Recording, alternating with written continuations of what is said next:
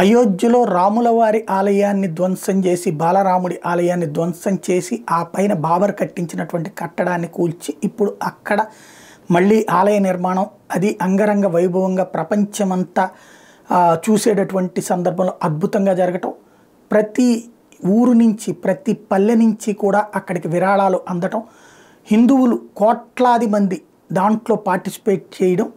అలాగే ఇవాళ మొన్న లైవ్ అప్పుడు కూడా కోట్లాది మంది చూసినటువంటి నేపథ్యంలో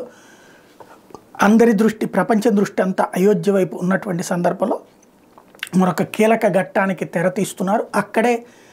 కోర్టు ఆదేశాల మేరకు ముస్లింలకి ఒక ప్రదేశం ఇచ్చారు కదా, స్థలం ఇచ్చారు కదా,